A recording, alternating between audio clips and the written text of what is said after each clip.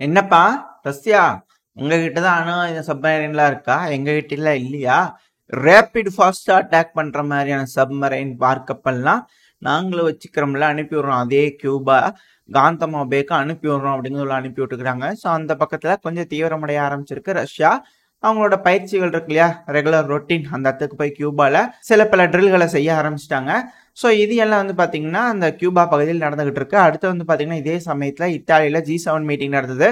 So இந்த மாநாடை பொறுத்த வரைக்கும் G7 நாடுகளுக்கு ஒரு மிகப்பெரிய சக்சஸ். அவங்க நினைச்சு திட்டம் போட்டதெல்லாம் மிகப்பெரிய சக்சஸ் அப்படிங்கிற புரிஞ்சுக்க முடியுது. ஏன் அப்படின்னா அமெரிக்கா ஒரு மிகப்பெரிய செக்யூரிட்டி பேக்ட் அக்ரிமெண்ட்டை உக்ரைனோட போட்டிருக்காங்க. இது ரொம்ப டே அப்படிங்கிறது போல உக்ரைனோட அதிபருக்கே இருக்கும் இல்லையா, மேற்குலக நாடுகளெல்லாம் அங்கீகரிக்கப்படக்கூடிய அதிபருக்கே சூப்பரான டீல் பா இது அப்படிங்கிறது போல இருக்கும். இட்டாலி வந்து பார்த்தீங்கன்னா இங்கே கூடி உட்காந்து எல்லாம் பேசி ஒரு 50 பில்லியன் அளவுக்கான பணத்தை வந்து உக்ரைனுக்கு கொடுக்கலாம். எப்படி ரஷ்யாவோட பணம்லாம் இருக்குது இல்லையா, அதெல்லாம் வச்சு அதுலேருந்து வரக்கூடிய இன்ட்ரெஸ்ட் பணம்லாம் வச்சு உக்ரைனுக்கு உதவுறதுக்கு எல்லாம் செஞ்சுக்கலாம் அப்படிங்கிறது போல ஒரு அக்ரிமெண்ட்லாம் போடுறது. அப்புறம் ஜப்பான் வந்து புதுசாக ஒரு செக்யூரிட்டி பேக்ட் அடுத்த 10 வருஷத்துக்கு கையெழுத்து போடுறது. இல்லை கூத்து இந்த அர்ஜென்டினா இருக்கிறாங்களா, அவங்கள வந்து செக்யூரிட்டி பேக்ட்ல நாங்களும் சேர்ந்துக்கிறோம் அப்படிங்கிறத சொல்லியிருக்கிறாங்களாமா. இந்த G7 மீட்டிங்க்கு கூட சவுதி தரப்புல இருந்து வரல அப்படிங்கிறத சொல்லப்பட்டு வருது. காரணம் என்னன்னா அவர் ஒரு டீசென்டான ரீசன் சொல்லியிருக்கிறாரு. எங்க ஊர்ல வந்து பண்டிகை இருக்குது இல்லையா, அதாங்க ஹஜ் பண்டிகை. ஸோ அந்த விஷயத்துக்காக இருக்கிறதுனால நாங்க வர முடியல அப்படின்னு டீசெண்டா அவாய்ட் பண்ணிட்டாரு. ஏன்னா சமீப காலமா இந்த சவுதி வந்து இந்த கிரவுன் பிரின்ஸ் அவர்கள் கொஞ்சம் ரஷ்யாவுக்கு ஃபேவரான முடிவுகள் எடுக்கிறதுனால ஏதோ ஒரு வேலையை பார்த்து விட்டுருவாங்களோ மேற்குலக நாடுகள், அந்த ஒரு காரணத்தினால போறதுக்கு அவாய்ட் பண்ணிட்டார் இட்டாலிக்கு அப்படிங்கிறவங்களையும் சில நபர்களால் சொல்லப்பட்டு வருது. பட் இருந்தாலும் அவருக்கு சில வேலை இருக்குப்பா, அதனாலதான் போக முடியல அப்படிங்கிறவங்கள புரிஞ்சுக்க முடியுது. சரி, ஓகே. இப்ப பெருமளவில் பேசப்பட்டு இருக்கக்கூடிய செய்திகள் பெட்ரோ டாலர். இந்த பெட்ரோ டாலர் ஒரு விஷயம் வந்து சவுதியால நிராகரிக்கப்பட்டுருச்சு. இப்ப வந்து அதை ஒப்பந்தம் இல்லை அப்படிங்கிறாங்க. இது மட்டும் நடந்துருச்சு அப்படின்னா அமெரிக்காக்கு எப்பேற்பட்ட இழப்புகள் ஏற்படும் அப்படின்னா, யாருக்காருக்கிட்ட டாலர் இருக்குதோ தயவு செஞ்சு அதெல்லாம் மாற்றி வச்சிருங்க. சேஃப்டி சேவிங்ஸு அப்படிங்கிறதுக்காக யாராவது வச்சிருந்தீங்க அப்படின்னா தயவு செஞ்சு அந்த டாலர் எல்லாத்தையும் இம்மீடியட்டா உங்க நாட்டு கரன்சிக்கு ஏற்ற மாதிரி மாற்றி வச்சிருங்க. கூடிய சீக்கிரத்தில் டாலரோட தேவைங்கிறது கம்மியாயிரும். டக்குன்னு கம்மியாயிருச்சு அப்படின்னா டாலரோட வீழ்ச்சி ஆரம்பிச்சிடும். டாலர் அதில் பாதாளத்துக்கு போயிடும். இதனால டாலரோட மதிப்பு மிக அதிக அளவில் குறையறதுக்கு வாய்ப்புகள் அதிகம். அந்த ஒரு காரணத்தினால உங்ககிட்ட நான் சொல்லியிருக்கேன், ஏன் இப்படிலாம் பேசுற, நீ நினைக்கலாம் நடந்துருமா, இல்லை ஒன்றும் இல்லை, டாலர்ல எப்பவும் கிங்கு தான் அப்படிங்கிற நினைச்சீங்கன்னா இருக்கலாம், வாய்ப்புகள் அதுக்கும் அதிகம் தான். ஆனா இதுல இருக்கக்கூடிய ஒரு விஷயத்த நம்ம புரிஞ்சுக்கணும். இப்போ நம்ம நாட்டுக்கு வந்து பணம் தேவை, நம்மளோட எக்கனாமியை வந்து தூக்கி நிறுத்துறதுக்கு பணம் தேவை அப்படின்னா நம்ம கடன் வாங்குவோம். யார்கிட்ட போய் கடன் வாங்குறோம்னா இது போல IMF, சில பல நாடுகள் இருக்காங்க, அவங்களாம் ஃபண்டிங் கொடுப்பாங்க, அவங்க கிட்ட போய் நம்ம கடன்களாக வாங்குவோம். ஸோ அப்படி கடன் வாங்கும்போது இந்த IMF இருக்கிறாங்க இல்லையா, அவங்க நாட்டாம் பண்ணுவாங்க, உங்க நாட்டில் இது செய்யுங்க, இப்படி சீர்திருத்தினீங்கன்னா நாங்கள் உங்களுக்கு கடன் கொடுப்போம். ஏன்னா நாங்கள் உங்ககிட்ட கடன் கொடுத்தோம்னா நீங்கள் அந்த பணத்தை வந்து வாங்கி ரெடி பண்ணி முடிச்சுட்டு அதுலேருந்து எங்களுக்கு திருப்பி காசை கட்ட முடியும், வட்டி கட்ட முடியும் அப்படிங்கிறதுக்காக IMF சில பல வேலைகள் செய்வாங்க. ஸோ இதை பயன்படுத்தி தான் அமெரிக்கா சில நாடுகளில் சில கட்சிகளில் ஆட்டி வச்சுக்கிட்டு இருப்பாங்க. ஏன்னா கடன் கொடுக்குறாங்க இல்லையா, அந்த ஒரு காரணத்தினால எக்கனாமியை ஸ்டேபிளாக வச்சுக்கணும். எக்கனாமி ஸ்டேபிளாக இருந்தால் தான் அவங்க மக்கள்கிட்ட போய் அந்த அரசாங்கம் போய் ஓட்டு கேட்க முடியும், இல்லைன்னா அவங்கள ஆட்சியை விட்டு தூக்கி எரிஞ்சிருவாங்க இல்லையா. அந்த ஒரு காரணத்தினால அவங்களும் வேற வழி இல்லாமல் சில பல விஷயங்களுக்குலாம் ஓகே சொல்லி செய்யக்கூடிய கட்டாயத்துக்கு தள்ளப்படுவாங்க. இப்போ அதே போல அமெரிக்காவை போய் பார்த்துக்கிட்டீங்க அப்படின்னா அமெரிக்காவும் கடன் தான் வாங்குறாங்க. ஆனா அந்த கடன் எங்கிருந்து வருது அப்படின்னா பேப்பர்ல அச்சாடிப்பா, டாலர் கொடு கொண்டா அப்படிங்கிறதோட அவங்க வாங்கிக்கலாம். நம்ம அதை சம்பாதிக்கணும். அந்த காசு வேணும் அப்படின்னா நம்ம சம்பாதிக்கணும். ஆனா அமெரிக்காவுக்கு காசு வேணும் அப்படின்னா அச்சடிச்சுக்கலாம். சரி, அப்படி அச்சடிச்சுக்கிற மாதிரி நம்மளும் அச்சடிச்சுக்கலாம்ல. இப்போ இந்தியாவுக்கு காசு வேணும், நம்மளும் உட்காந்து அச்சடிச்சுக்கலாம்ல அப்படின்றது போல நம்ம யோசிப்போம். நம்மளோட காசை நம்ம அச்சடிச்சுக்கிறதுனால யாருக்கு தேவை? இப்போ நம்ம காசு நிறைய நாடுகளுக்கு தேவையா இருக்குங்கும் போது நம்ம அச்சடிச்சோம் அப்படின்னா அந்த காசை விநியோகம் பண்ணும்போது நம்மளுக்கு வேணுங்கிற பொருட்கள் வாங்கிக்கலாம், ஏதோ ஒன்று செஞ்சுக்கலாம். ஆனா நம்மளோட காசு பல நாடுகளுக்கும் தேவையில்லை அப்படிங்கும் போது நம்ம எப்படி காசு அச்சடிச்சுக்க முடியும்? நம்ம காசு அதிகமா அச்சடிச்சுக்கிட்டோம் அப்படின்னா நம்மளோட காசு நம்மளோட மக்களுக்கே தேவையில்லை அப்படிங்கும் போது அந்த காசோட மதிப்பு கம்மியாயிரும் இல்லையா. காசுங்கிறது எந்த அளவுக்கு தேவை இருக்கோ அந்த அளவுக்கு தான் வந்து பணம் அச்சடிக்கணும், அப்படி இல்லைன்னா அது வேஸ்ட் ஆயிடும். அமெரிக்காவோட பணம் உலகத்தில் இருக்கக்கூடிய எல்லா நாடுகளும் அடிப்படையா வர்த்தகம் பண்றதுக்கு பயன்படுத்துறதுனாலதான் அமெரிக்காவோட டாலரோட தேவை அதிகரிக்குது. ஸோ இப்படி அதிகமா இருக்கிற ஒரு காரணத்தினாலதான் அமெரிக்கா ராஜாங்கம் பண்ணிட்டு இருக்காங்க. எல்லா துறையிலையும் வந்து பாத்தீங்கன்னா சிறந்து விளங்கிட்டு இருக்காங்க. காரணம் அவங்க அச்சடிக்கிற பணத்தை எந்த நாட்டில் வேணாலும் இப்போ இன்வெஸ்ட் பண்ணலாம். ஒரு பிஸ்னஸ் மேனை உருவாக்க முடியும். அந்த உருவாக்கி அவங்க கிட்ட அச்சடிச்ச பணத்தை அவங்க கிட்ட கொடுத்து அந்த நபர் கொண்டு போய் எந்த நாட்டில் வேணாலும் இன்வெஸ்ட் பண்ணி அந்த நாட்டில் வந்து வேலை வாய்ப்பு உருவாக்குறது, ஏகப்பட்ட விஷயங்கள் செய்யறதுலாம் அவரால் செய்ய முடியும். அதுக்கெல்லாம் ஒரு டேர்ம்ஸ் வச்சிருப்பாங்க, அது கண்டிஷன் வச்சிருப்பாங்க. அதுக்கேற்றபடி அந்த கவர்மெண்ட் கடனை வாங்கி கவர்மெண்ட் வழியா ஒரு பிசினஸ்க்கு வந்து லோனா கொடுப்பாங்க பேங்க் வழியா. ஸோ இது போல நடந்துட்டு இருந்தது. ஆனா நம்மளோட பிசினஸ் மேன் ஒரு இடத்துல வந்து பாத்தீங்கன்னா கம்பெனி ஆரம்பிக்கணும்னு வச்சுக்கோங்களேன். நம்ம நாட்டிலேயே கம்பெனி ஆரம்பிக்கணும்னு என்ன பண்ணணும், அவரு சம்பாதிக்கணும். அவரு சம்பாரிச்சு கஷ்டப்பட்டு வேர்வை சிந்தி உழைச்சா மட்டும்தான் அவருக்கான பணம் கிடைக்கும். அதை வச்சுதான் அவர் போய் ஒரு இடத்துல பிசினஸ் ஓபன் பண்ண முடியும். ஆனா மேற்குலக நாடுகள், குறிப்பா இந்த எலான் மஸ்க் அவர்கள்லாம் இருக்கிறாங்கன்னு வச்சுக்கோங்களேன், அவங்களுக்கு ஃபண்டிங் வேணும்னா அவரும் கஷ்டப்பட்டிருப்பாரு இல்லைன்னு சொல்ல. பட் ஆனா அவங்களுக்கு வேணுங்கிற பணத்தை அந்த நாட்டோட அரசாங்கம் அச்சடிச்சு கொடுக்க முடியும். ஒரு கட்டத்துக்கு மேல அவர் வந்து நிரூபிச்சு காமிச்சிட்டாருன்னு வச்சுக்கோங்களேன். ஏன்னா இப்போ வந்து ஸ்டார்லிங்க் வந்து திரும்ப ஒப்பந்தம் போட்டிருக்காங்க. இது போல ஸ்டார்லிங்க் கனெக்ஷனா உக்ரைன் வந்து யூஸ் பண்ணிக்கலாம், அவங்களோட பர்பஸ்க்காக, மிலிட்ரி பர்பஸ்க்காக யூஸ் பண்ணிக்கலாம்னு சொல்லி அமெரிக்கா கூட எக்ஸ்டெண்ட் பண்ணிக்கிறாங்க. பென்டகான் வந்து ஸ்டார்லிங்க் கூட எப்படி கையெழுத்து போறாங்க, ஒப்பந்தம் போடுறாங்கன்னா அமெரிக்காவோட கவர்மெண்ட் வந்து ஸ்டார்லிங்க்கு ஏதோ ஒரு பணம் கொடுக்கணும் இல்லையா, ஒரு டிரான்சாக்ஷன் இருக்கும் இல்லையா. அதுக்கு அந்த கவர்மெண்ட் வந்து சம்பாதிக்கணுமான்னு கேட்டீங்கன்னா இல்லை, அச்சடிச்சாலே போதும். அச்சடிக்கிறதுக்கு அவங்களோட ரிசர்வ் பேங்க் இருக்கு, அச்சடிச்சு கொடுப்பா அப்படின்னா அடிச்சு கொடுத்துருவாங்க.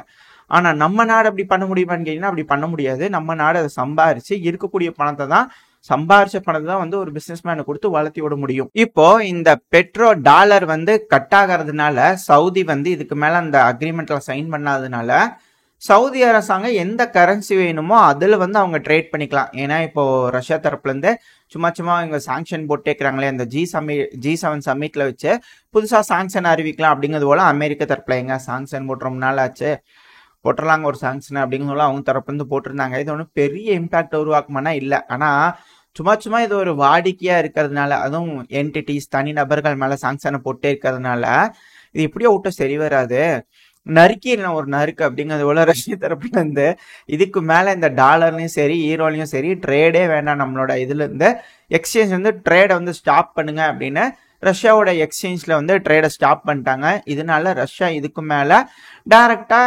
யூரோவோ சரி டாலரோ சரி எந்த ஒரு வர்த்தகமும் பண்ண போறது இல்லை. இது போல தொடர்ந்து பல நாடுகளும் முடிவுகள் எடுக்க ஆரம்பிச்சிட்டாங்க. அப்படிங்கும்போது அது எப்படி இக்கட்டான சுச்சுவேஷனுக்கு தான் கொண்டு போய் விடும். ரெண்டாவது, இப்ப சவுதி வந்து பாத்தீங்கன்னா முழுக்க மேற்குலக நாடுகளை நம்பி இருக்காங்க. இப்போ பக்கத்துல சவுதிக்கு பக்கத்துல இருக்கக்கூடிய யமன் ஹவுதிஸ் இருக்கிறாங்க இல்லையா, அவங்களால அமெரிக்காவோட ஏர் கேரியரையே தாக்க முடியற அளவுக்கான வெப்பன்ஸ் கிடைச்சிருச்சு.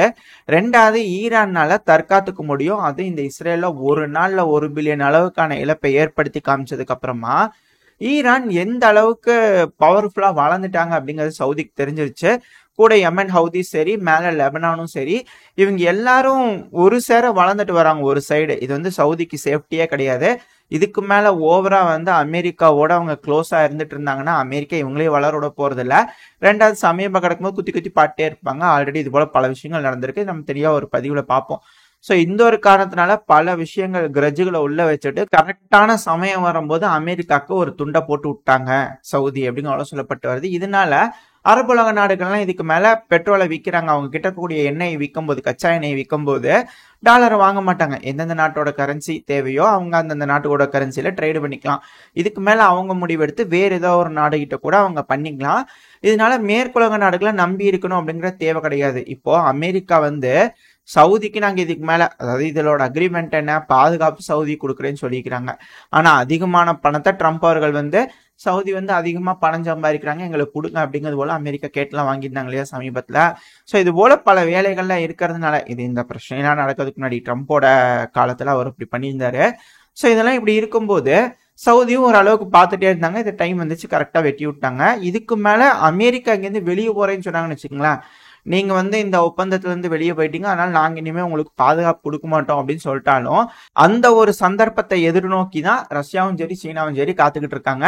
அவங்க வெளியே போயிட்டாங்கன்னா இவங்க உள்ள வந்துருவாங்க. ஸோ இவங்க உள்ள வந்துட்டாங்கன்னா அமெரிக்காவோட பேஸ் எல்லாம் எடுத்து காலி வந்துட்டு வெளியே போப்பா அப்படிங்கிற சொல்லிட்டாங்கன்னா மிடில் ஈஸ்ட் முழுவதும் ரஷ்யா சீனாவோட கட்டுப்பாட்டுக்குள்ள வந்துடும்.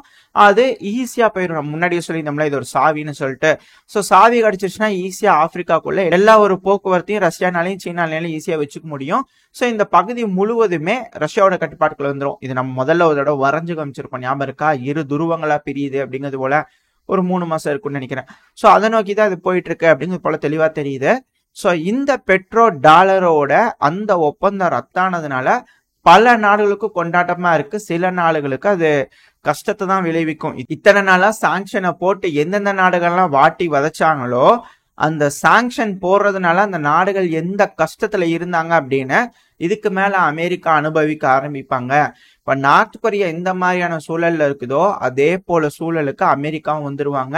கூடிய சீக்கிரத்துல இந்த ரஷ்யா உக்ரைன் பிரச்சனையை வந்து முடிக்காம விட்டுட்டாங்கன்னா அமெரிக்காவை அது போல ஒரு சூழலுக்கு கொண்டு போய் விட்டுருவாங்க அப்படிங்கிற சொல்லப்பட்டது. ஏன்னா ஏகப்பட்ட சாங்ஷன், பல நாடுகளோட வர்த்தகம் பண்ண முடியாது. இப்ப கனெக்டார் எக்கனாமி அப்படின்னு சொல்லிட்டு சில நாடுகள் தான் இருக்காங்க, அவங்களோட தான் அவங்களால வர்த்தகம் பண்ண முடியும். ஆப்பிரிக்காவை வளர்த்தணும், அவங்களெல்லாம் ட்ரேடு பண்ண வைக்கணும் அப்படிங்கிறது போல அமெரிக்காக்கெல்லாம் எண்ணம் கிடையாது. ஏன்னா செஞ்சிருந்தாங்க அப்படின்னா ஆப்பிரிக்கால என்னத்துக்கு எப்போ டெவலப் ஆகிருக்கும், அது போல என்ன அவங்களுக்கு இல்லை. ஆனா அதே ரஷ்யாக்கும் சீனாக்கும் ஆப்பிரிக்கா வந்து ஒரு மார்க்கெட்டா பாக்குறாங்க. ஸோ அந்த மார்க்கெட்டை வளர்த்தி அதுல நம்ம வந்து பிசினஸ் பண்ணிக்கலாம் அப்படிங்கிறது போல அவங்க தரப்புல இருந்து யோசிச்சுட்டு இருக்காங்க. ஏன்னா அப்பதான் வந்து கவுண்டர் கொடுக்க முடியும். யூரோப்பும் அமெரிக்காவும் வந்து ஃபில்டர் பண்ணுவாங்க. இப்ப எப்படி ஆப்பிரிக்கா வச்சிருக்காங்களோ அது போல ரஷ்யாவும் சீனாவும் யூரோப்பை வச்சுக்கணும் அப்படிங்கிறது போல நினைச்சிட்டு இருக்காங்க அப்படிங்கிறது போல சொல்லப்பட்டது அனலிஸ்ட் தரப்புல. புது ஆப்பிரிக்காவா, அதாவது கார்டனா இருந்தது இனிமே வந்து ஃபாரஸ்டா மாறிடுங்க, அதுவும் எப்படி வைல்ட் அனிமல்ஸ் இருக்கக்கூடிய ஃபாரஸ்டா மாறிடும் அப்படிங்கிறதெல்லாம் சொல்லப்பட்டது. எல்லாம் நடக்குதா என்னன்றதை பொறுத்து இருந்தா பார்க்கணும். இப்படி இருக்கும் சமயத்துலதான் ரஷ்ய அதிபரான விளாடிமிர் புட்டின் அவர்கள் வந்து பாத்தீங்கன்னா ஒரு பீஸ் டீல வந்து கொடுத்துக்கிறாரு. இப்ப இருக்கு இல்லையா, லுஹான்ஸ்க்கு வந்து ஆல்ரெடி ரஷ்யாவோட கட்டுப்பாட்டுக்குள்ள வந்துருச்சு, 95% வந்துருச்சு, இன்னொரு 5% தான். டொனஸ்க்ல சில பகுதி வந்து மோர் தென் 50% கிட்ட வந்து பாத்தீங்கன்னா உக்ரைன் கிட்ட இருக்குன்னு வச்சுக்கோங்க. தோராயம் தான், எக்ஸாக்டா சொல்ல முடியாது. ஏன்னா ஃப்ரண்ட் லைனே கன்ஃபார்ம்டா தெரிய மாட்டேது எந்தெந்த பகுதியில யார் யார் இருக்கிறாங்கன்னு சொல்லிட்டு ரொம்ப கன்ஃபியூஷனா இருக்கு. ஸோ இன்னொரு 40% இருந்து 50% மீட் எடுக்க வேண்டிய கட்டாயத்தில் இருக்கிறாங்க.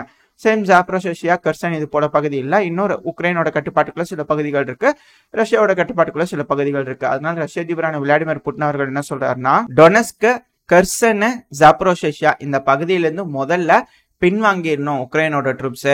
ரெண்டாவது நேட்டோவோட சேரவே மாட்டேன் அப்படிங்கிறது போல அவங்க ஒரு கேரண்டி கொடுக்கணும். அது கூடவே டீமிலிட்டரைஸ் பண்ணும், டீநாசிபிகேஷன் பண்ணும். இதெல்லாம் ஒத்துக்கிட்டா மட்டும்தான் பேச்சுவார்த்தைக்கே நம்ம வருவோம் அப்படிங்கிறத ரஷ்ய தரப்புல இப்ப ரஷ்ய அதிபர் விளாடிமிர் புட்டின் அவர்கள் சொல்லிக்கிறாங்க. இந்த பீஸ் பிளானு எங்க, இதெல்லாம் பீஸ் பிளானே இல்லைங்க, இதெல்லாம் வந்து இன்டர்நேஷனல் சட்டத்துக்கு எதிராக இருக்கு அப்படின்னு உக்ரைன் தரப்புல இருந்து வந்துருச்சு. மேற்குலக நாடுகள் வந்து இதெல்லாம் ஒத்து வராதுங்க அப்படிங்கிறத சொல்லிட்டாங்க. சரி, அப்ப எந்த மாதிரியா ஒத்து வர மாதிரி சுவிட்சர்லாந்துல வச்சு இந்த சதி மாநாடு இல்ல அமைதி கொண்டு வர்றதுக்காக பீஸ் சமிட் நடத்துறாங்க இல்லையா, அதுல என்ன மாதிரியான பீஸ் பிளான் அவங்க கொண்டு வராங்கன்னு பார்ப்போம். ஆனா இதுக்கு ரைவலரியா சைனாவோட பீஸ் பிளான் அப்படிங்கிறது போல சைனா ஒரு பக்கம் ஆரம்பிக்கிறாங்க, கூட்டத்தை சேர்த்துறாங்க அப்படிங்கிற குற்றச்சாட்டுகள்லாம் வருது. சீனா வந்து நாங்க கொடுக்குற பீஸ் பிளானை ஒத்துக்கோங்கப்பா அப்படிங்கிறது போல அவங்க தரப்புலயே ஆளுங்களை சேர்த்திட்டு இருக்கதா சொல்லப்பட்டு வருது. ஸோ இது போல விஷயங்கள்லாம் இங்க நடந்துட்டு இருக்கு. யூரோப்ல கூடிய சீக்கிரம் இந்த பிரச்சனை முடிவடைய போற மாதிரியான தோற்றமும் இருக்கு. இல்ல இது மிகப்பெரிய பிரச்சனையா வெடிக்கிறதுக்கான வாய்ப்புகளும் இருக்கு அப்படிங்கிறது போல இருக்கு. ஸோ நம்ம பொறுத்து இருந்தான் பார்க்கணும். இப்ப நாடுகள்லாம் போட்டிருக்கக்கூடிய அந்த ஒப்பந்தங்கள் எப்படி இந்த பிரச்சனையெல்லாம் முடிஞ்சதுக்கு அப்புறம் அமலுக்கு வருமா, இல்ல இப்ப இருந்தே வா எல்லாம் மோதி பாத்துக்கலாம் ரெடியா இருக்கிறாங்களா அப்படிங்கிறத பொறுத்து இருந்து பார்த்தா தெரிஞ்சு இன்னொன்னு 2-3 நாள் தான். ஸோ இந்த சதி மாநாடு இல்ல இந்த டங்கு ட்விஸ்ட் ஆயிட்டே இருக்குதுங்க, மன்னிச்சிருங்க. இந்த அமைதி மாநாடு சுவிட்சர்லாந்துல நடந்ததுக்கு அப்புறம் எந்த மாதிரியான விளைவுகள் வருது அப்படிங்கறத பொறுத்து இருந்து பார்ப்போம். இதோட இந்த பதிவை நான் முடிச்சுக்குவோம். இந்த பதிவு எப்படின்னு வச்சு உங்களுக்கு பிடிச்சிருக்கா, பிடிச்சுனா லைக் பண்ணுங்க, ஃப்ரெண்ட்ஸ் அண்ட் ஃபேமிலியோட ஷேர் பண்ணிக்கோங்க. அது கூடவே மறக்காம இந்த பதிவு பத்தின உங்களோட கருத்துக்களை கமெண்ட் செக்ஷன்ல சொல்லுங்க. இந்த பதிவு நல்லா இருக்குன்ற நம்பிக்கையில் அடுத்த பதிவில் உங்களை சந்திக்கிறேன். அது வரைக்கும் ஸ்டே சேஃப், பை பாய்.